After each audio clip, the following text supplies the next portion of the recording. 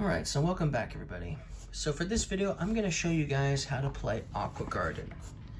Now in Aqua Garden, we are trying to build an aquarium. And we have an aquarium we get to start with, but it's an empty aquarium, so we need to fill it with animals to score victory points, basically, right? So this game, you're going to have basically a guy in your character over here, maybe your curator for instance, and you're going to have an employee over here on your aquarium board, okay? We also start with 2 funds each, okay? So this is our little marker to help us determine how much money we have, okay? And each of these tanks that you can put animals into can have 4 oxygen in it. And you can also increase that oxygen with seaweed. So you can only have 1 seaweed per tank. Same thing with coral, you can only have 1 coral per tank. But if I had a seaweed inside of this tank here, then that tank currently would have 6 oxygen instead of 4. Like I said, only 1 though. Cool, right? So that's cool. Now each animal has a certain amount of oxygen that they will take up, okay? The striped fish and the clownfish, which are these, they will take up 1 oxygen. The coral, which is not a fish really, this will also take up 1 oxygen, all right? The seahorse, all right, this seahorse here will also take up 1 oxygen in your tanks, okay? The sea turtles, they take 2, okay, oxygen. The sharks, they will take 2 oxygen. The whale shark, they will take 4 oxygen, okay, 4.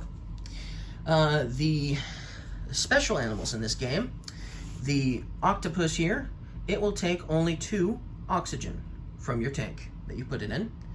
The manta ray will take 3 oxygen, however, so make note of that. They take a little bit more. And then the remora doesn't take up any oxygen at all. This tiny little fish does not take up any oxygen at all. So that's cool. But those are the special animals in the game, okay? Now, our aquarium board and our main board is sort of a rondelle, but mostly this is the rondelle. But we're basically going to be moving our curators or aquarium directors on this rondelle. Now on our turn, we can move as far as we want to on this board. So for instance, even though I could just go here and take this clownfish, I could go all the way around the board and take this whale shark, okay? I could do that. And then I could place that whale shark later down the road. But if I do that, if I was to go here and take this whale shark, it does mean I'm sacrificing several potential turns, because now the other players, they can take their time. White player could go there. Red player could go there. Take the clownfish, take the shark. And because the white player is the furthest back, it can go again and take this, for instance. And then the red player here could go all the way up and take this shark. Okay, but then this white player, well, there's nothing stopping this white player from going again. So the white player is going to go there and take that striped fish. But guess what? The white player would still get to go again because it's still furthest back on the rondelle. So then it could go here and take the sea turtle. And then because it's still the furthest back, it could go again, you know, claiming something else, for instance. So that's going to continue for the round until a player goes here and takes the last animal on the last spot. And then that player will claim basically first place for the next round, so to speak, right? It's kind of the idea. Of course, he won't go yet. So then red player, for instance, he could go there. White player could go there. Then the green player could go here, you know? Oh, yeah. So white player takes this fish, for instance, and now he's going to go first for the next round. But then the green player could either decide to take this sea turtle or go here, or he could say, you know what, I'm done for the round, and go here, because maybe he just doesn't have room for that sea turtle. And then the last player, well, there wouldn't be a fish here, so they would be going third for the next round. So basically, that's the general idea of how the rondel is going to work. You can go as far as you want to, but then that gives your opponents the option to go again and again and again before you're able to go again. But like I said, you might really want this whale shark, and there's only at most going to be 3 of these in the game, so they're really hard to get your hands on. So that you might be wanting it, and you might think it's worth it, and it might be, who knows. But that's how the rondel is going to work, okay? Now, let's just say, for the point of argument, I just want something nice. So we're just going to go ahead, and we're going to take our guy, and we're going to put him here, on this spot here. Now, when we take an animal, we're not going to immediately place it in our aquarium. We're just going to set it to the side. So I'll just set it there, okay? Now, before I get to place him, I'm first going to need to move my little employee here on my aquarium. Now, the thing about this is, this little employee, he can move 3 to 5, well, he can move 1 to 3 spaces. So I could move 1, 2, or 3. Now, you are allowed to move 2 more times after that, but 2 more times max if you want to do that.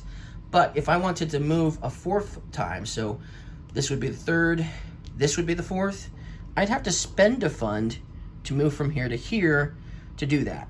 And then if I wanted to move 5 spaces, the 5th space would cost me another fund as well. But still, it's 2 max, so it's technically 5 max, okay? But it's going to cost funds if you want to do that. Beginning of the game, it's not very strategic to do that, but towards the end, it might be strategic as you have lots of animals in tanks, and some are full. But what's really interesting is whenever you pass this location here and go here, what's going to happen is it's going to cause you to gain a new fund. So now, by just simply going to that one spot, passing it, I now have 3 money. So the more often that the furthest you move, increases the amount of money you're going to get from this, basically. So it's wise to move, a few spaces at a time instead of just 1 at a time, because you're going to increase the funds that you get by passing this more often than not. What's also interesting is these are the event tanks, okay? So based on what's in these event tanks, and based on what cards you have, that's the event card, is going to get you extra funds. So for instance, I have the Night Sea Museum. This event gets me one extra fund for every striped fish I have and every sea turtle I have. So if I had, for instance, basically that, and I'm going to need that too. But if I had something like that, for instance, instead of just getting 1 fund, I'd get 1 plus 1, so I'd get 2 funds. So that's nice. But that's how that's going to work. Now we'll hold on to this seaweed for a moment and put this striped fish back where it was. So now that I have made my turn and I have placed my guy there and I have taken this sea turtle, okay, I cannot place this sea turtle into its tank right away. I can't place it at all currently. What I need is seaweed. Sea turtles cannot go into a tank unless there's a seaweed in it. So now, I'm going to have to purchase a seaweed if I really want that sea turtle. So each of these tokens here, whether it's coral, seaweed, or these animals that are just here because they're set up that way, cost 2 funds, okay?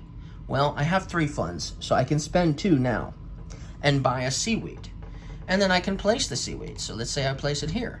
Hey, now, guess what? I can place my sea turtle. And now he's in there legally.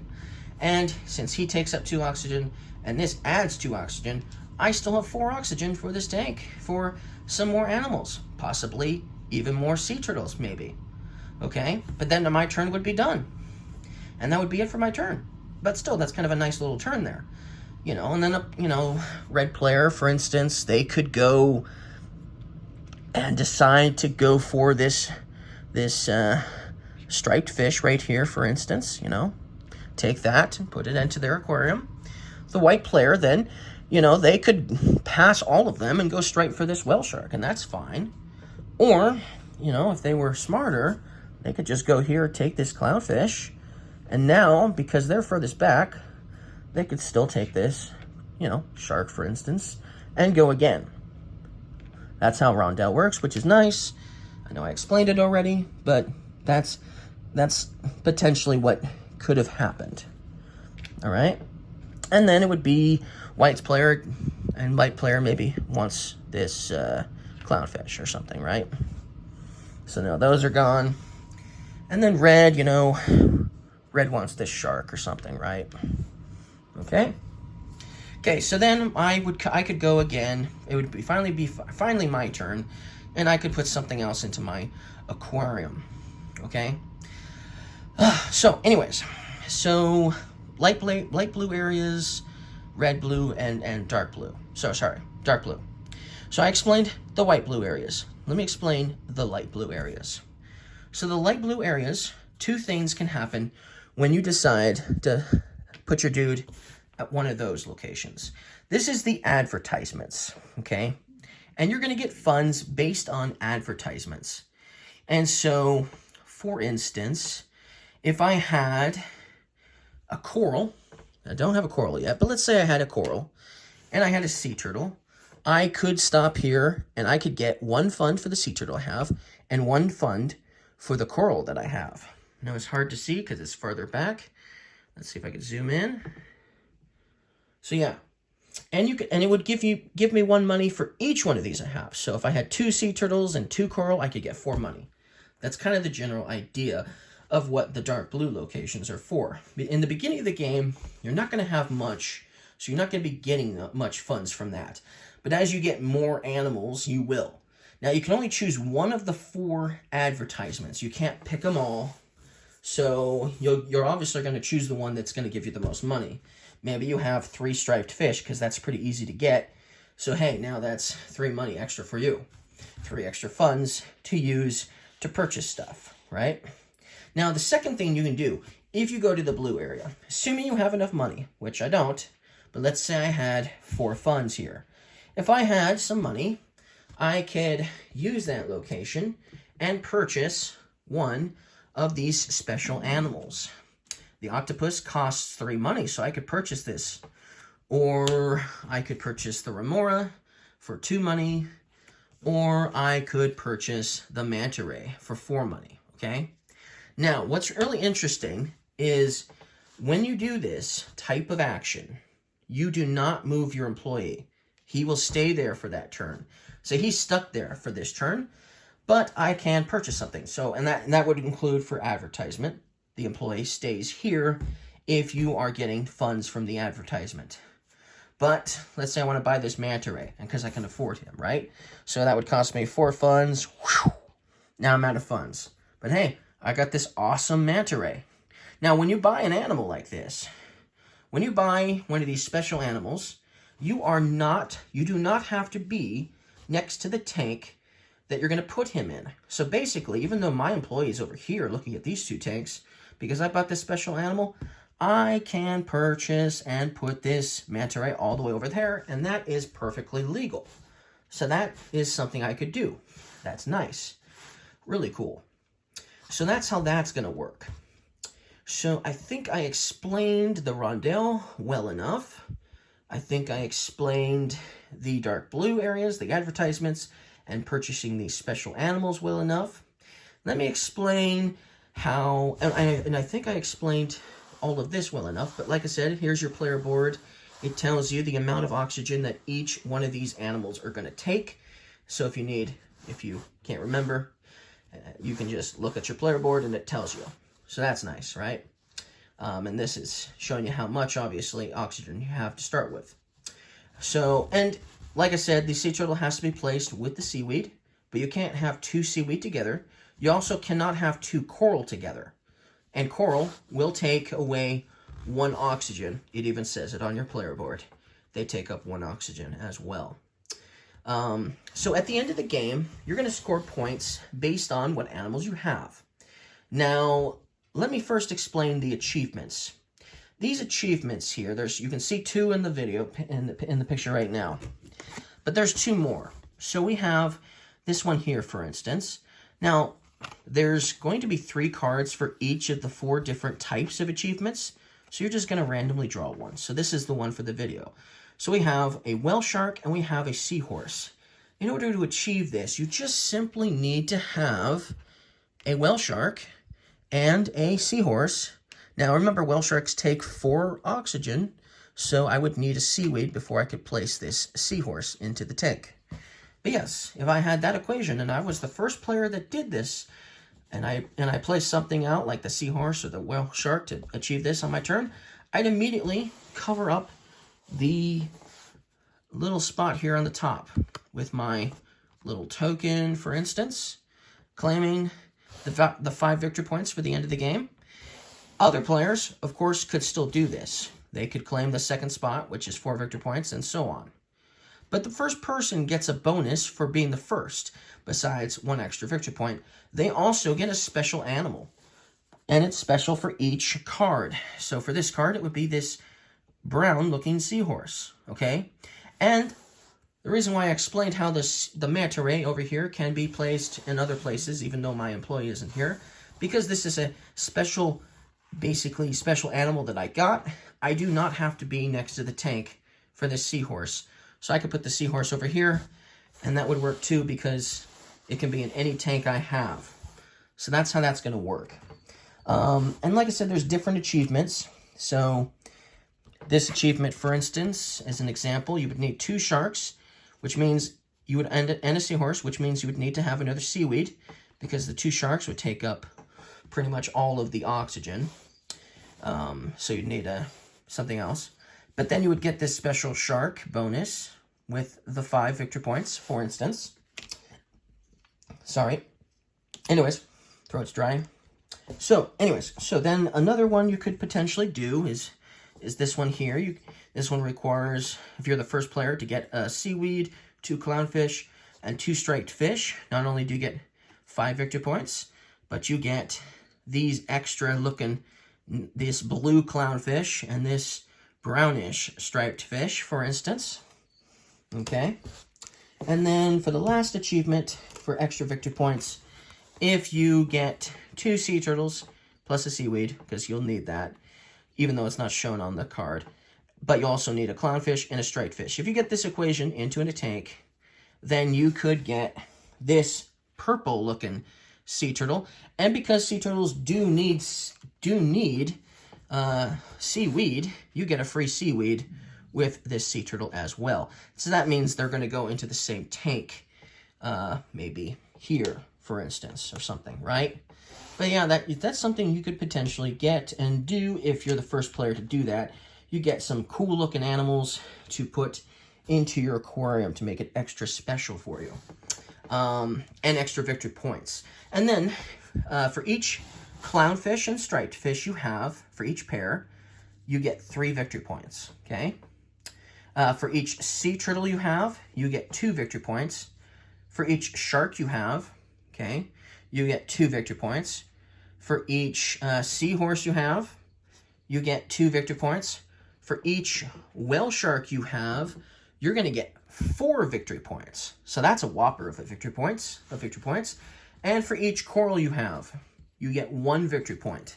So that's the 2 main ways you'll get victory points in this game.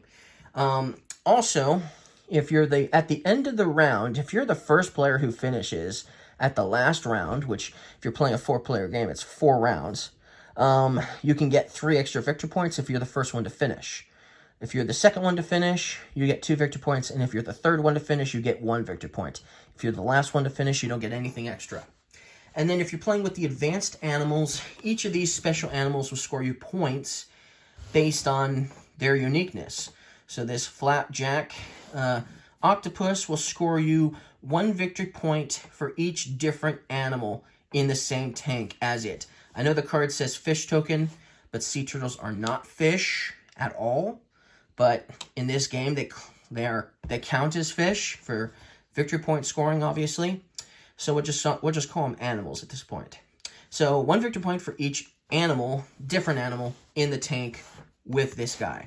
So if I had a striped fish, a clownfish, a seahorse, and the flapjack together, all in the same tank, I get 4 victory points for that flapjack octopus. If I had 2 of those flapjack octopuses, then I'm scoring for each one of them, based on which tanks they're in, based on which animals are with them. The manta ray does not score you for variety, but it does score you for quantity. So if you have a lot of something, let's say you have 7 of these striped fishes in your tanks, then this manta ray will score you 7 victory points. That's how that's going to work. So it could potentially score you a lot more than the flapjack octopus, but it also takes up more oxygen too. And the striped fish do not need to be in the tank with this manta ray either. They could be, it's all together in your aquarium. That's nice. And then the remora, the last special extra animal, will score you 2 points if it's with a shark. Okay? So if it's with a shark, it's going to score you 2 victory points. If this remora is with a whale shark, it's going to score you 2 victory points. And you'll notice it takes up 0 oxygen, so this remora can go with the whale shark. That's nice. Also, if you manage to get a shark and a whale shark in the same tank with each other, and you also manage to get a remora together, then it's 4 victory points for that remora. That's nice. But basically, that's pretty much everything you need to know in order to play this game. So thank you guys for watching, and I'll see you guys again next time. Bye.